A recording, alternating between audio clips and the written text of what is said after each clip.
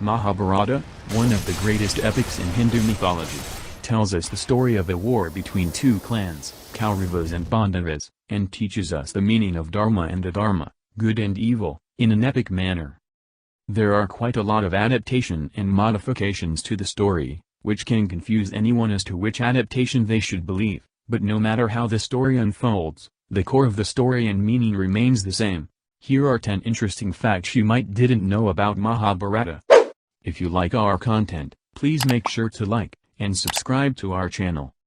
Now, let's get on to the video.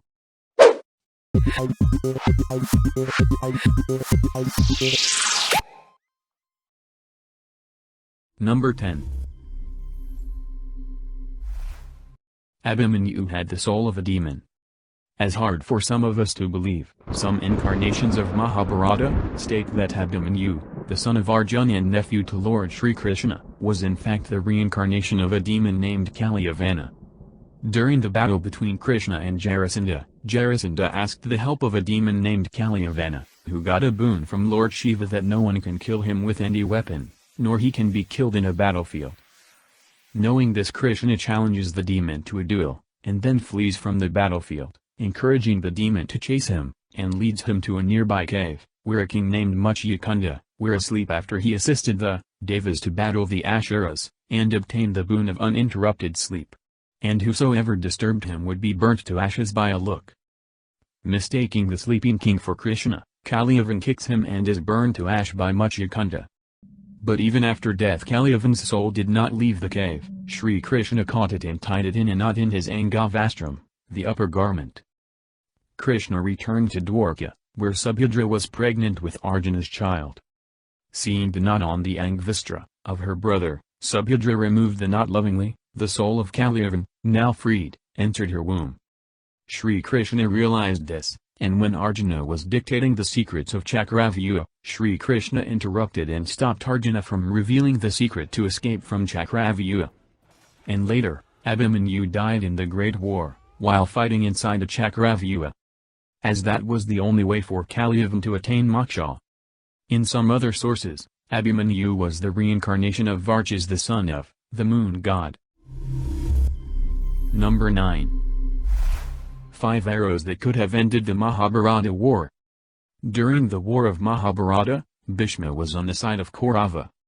Seeing that Bhishma is not using his full might, and was not doing any harm to the Pandavas, Duryodhana insults him to a point where Bhishma gathers all his powers and knowledge, and creates 5 golden arrows for each Pandava, and tells Duryodhana that there will be no counter to these arrows, and vows to kill all the Pandavas the next day with these arrows. Duryodhana was extremely happy, but fearing that Bhishma might have a change of heart in the last moment, asks him for the 5 arrows for safekeeping. Knowing this, Sri Krishna reminded Arjuna that Duryodhana had promised him of a boon for saving him from Chitrasena, a Gandharva, and he should ask him for the 5 golden arrows. When Arjuna asked him about the arrows, Duryodhana was shocked and asked him, how did he know about those arrows? Then Arjuna replied Sri Krishna told him. With a smile, Duryodhana handed the arrows over to Arjuna, along with his victory. Number 8. Ekalavya, reincarnated as Drishtadama. We all know the tragic story of Ekalavya, a prodigy and a possible rival to Arjuna. Ekalavya surpassed Arjuna just by learning under a statue of Drona, which he created out of mud. But rather than encouraging and teaching the young talent, Drona decided to ruin his dream of becoming a great archer, by asking his thumb as Guru Dakshina. And Ekalavya happily provides the great Guru, his right thumb. But, what happened to Ekalavya after that? Apparently losing a thumb didn't stop Ekalavya. He went on to become an archer by using his middle and index finger to hold the arrow. But unfortunately, during Rukmini Swayamvar, he was killed by the hands of Sri Krishna, while trying to protect his father. According to some sources, impressed by his valor, and his great sacrifice of Guru Dakshina, Sri Krishna blessed Ekalavya, that he would be soon reincarnated, and take revenge on Drona. This person was Drishtadama, who killed Drona. Number 7. The first battle of Kurukshetra was not Mahabharata. Kurukshetra as a region, named after King Kuru, the ancestor of Kauravas and Pandavas, as depicted in epic Mahabharata. The importance of the place is attributed to the fact that the Kurukshetra war of the Mahabharata was fought on this land. However, not many people know that Mahabharata was not the first war that was fought in the region, or the battlefield.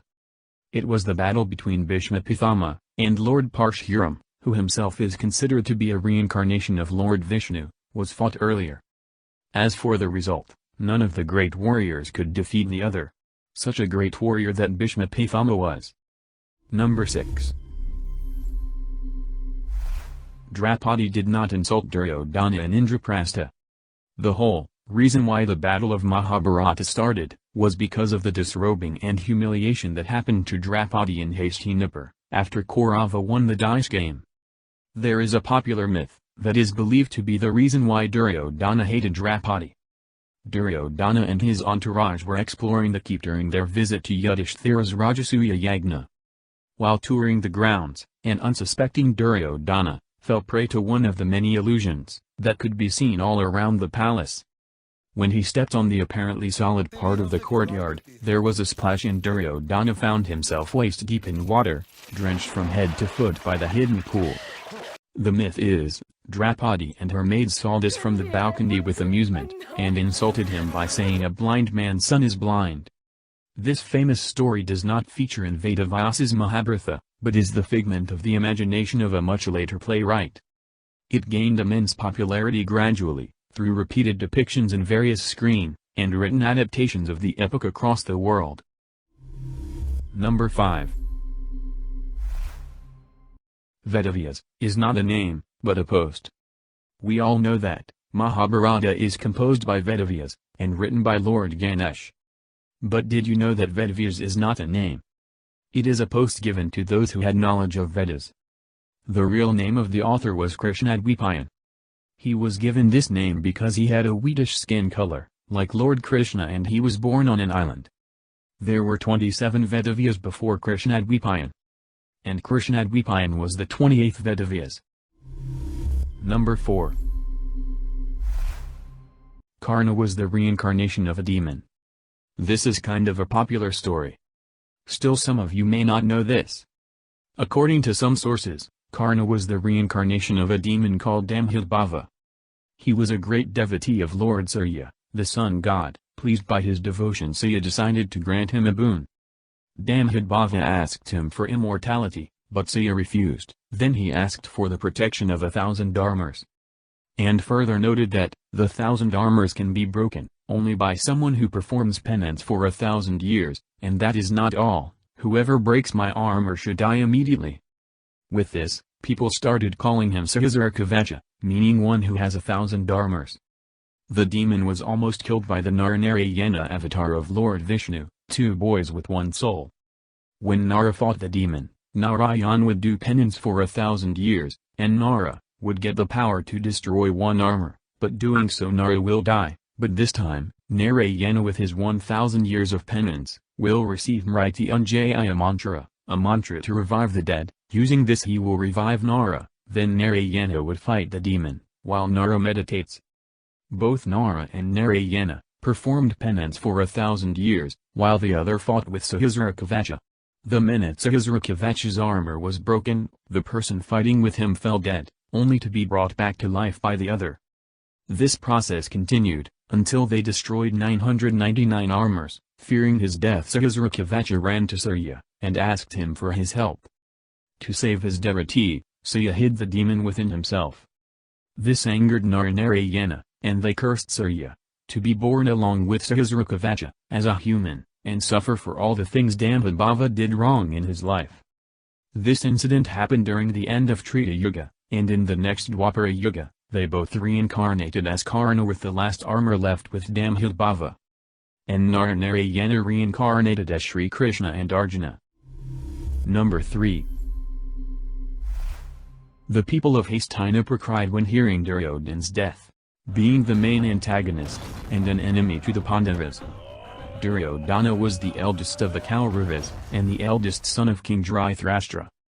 Growing up his one and only wish and ambition was the kingdom of Hasthinapur. which was fueled by both Shakuni, his uncle and his father. And when he learned all his dreams will be destroyed by the Pandavas, he just couldn't take it, and gave in to his uncle's ideologies, and became the villain. Duryodhana is always depicted as a evil and a cruel king, by the modern iteration and media. This was actually not the case. It is said that Duryodhana was a great king and ruler and people loved him. The people of Hastinapur cried and screamed by the death of their king, which shows how good a ruler he was. Yes, he was a bit greedy and arrogant, and that was the two qualities that led to his downfall. There are also temples worshipping him as a deity in India. Duryodhana is viewed by some as the product of Dhritarashtra's ambition and also in a metaphorical sense, his blindness. Number 2. Sahadeva knew everything before it happened. Did you know, Sri Krishna wasn't the only person who knew everything that happened, and what will happen in the future. Sahadeva, the youngest of the Pandava brothers, is often neglected and underappreciated by the modern media, while adapting the Mahabharata story into their platforms.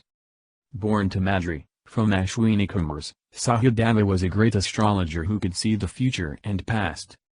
He knew that Karna was his eldest brother, and about the war, and also how it will turn out, but was prohibited from telling to anyone by Sri Krishna, as doing so will kill him, and evil will prevail over good. Some sources say, when Sri Krishna asked Sahadeva about what was the best possible future for the Kuru kingdom, he replied that all Pandavas and Kauravas should leave the kingdom and hand it over to Karna. Sahadeva was the most favorite Pandava of Duryodhana. He once offered to spare him and Nakul after the war, but he declined the offer.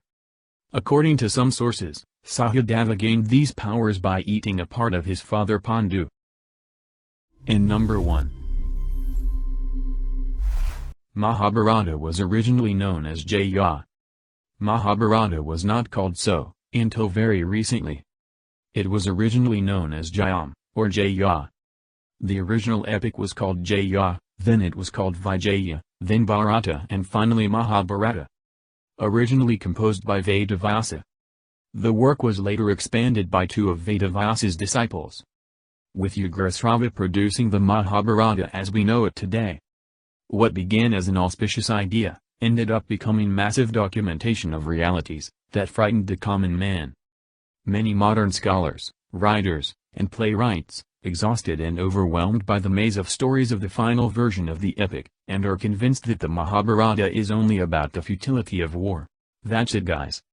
If we miss anything, tell us in the comments. Don't forget to hit like and subscribe. Thank you for watching.